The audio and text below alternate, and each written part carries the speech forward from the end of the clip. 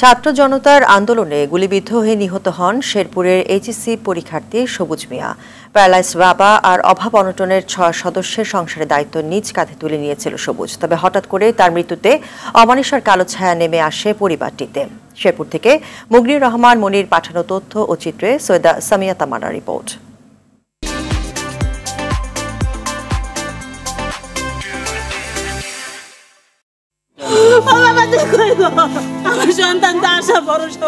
ছেলেকে হারিয়ে হতদরিদ্র মায়ের এমন কান্না যেন থামছেই না।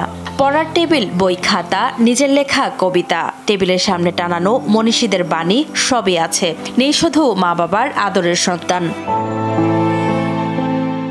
গেল 4 আগস্ট বৈষম্য বিরোধী ছাত্র জনতার আন্দোলনে গুলিবিদ্ধ হয়ে মারা যায় শেরপুরের শ্রীবর্দীর কেকেরচর ইউনিয়নের রূপারপাড়া গ্রামের আজহার আলী সমেজা বেগম দম্পতির সন্তান সবুজ মিয়া।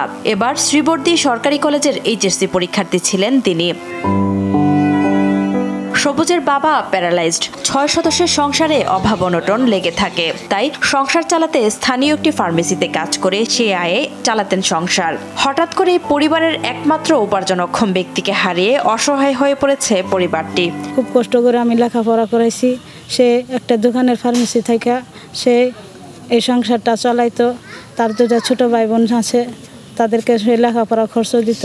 সবুজের মৃত্যু মেনে নিতে পারছে না তার সহপাঠী ও গ্রামবাসীরাও। এই দেশের জন্য সে শহীদ হয়েছেন। এই সন্ত্রাসীদের গুলিতে যে মৃত হয়েছে, আশা করি আমরা এলাকাবাসী যেন ন্যায্য বিচারটা পাই। ওদের দেখাশোনা করার মতো আর কোনো লোক নাই। সেই ছেলেটাই চাকরি করতো, আবার এদিকে আপনার লেখাপড়া চালাইতো।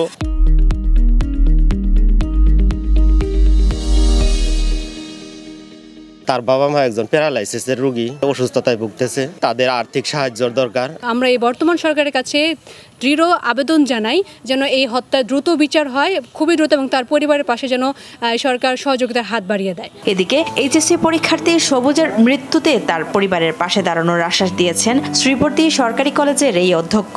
কলেজের পক্ষ থেকে আমরা দান করেছি 1 লক্ষ টাকা।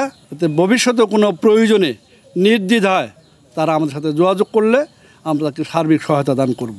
শিক্ষার্থী সবুজের মৃত্যুর ঘটনায় দায়ীদের দৃষ্টান্তমূলক শাস্তির দাবি জানিয়েছে পরিবার ও এলাকাবাসী। সৈয়দা সামিয়া তামান্না, RTV।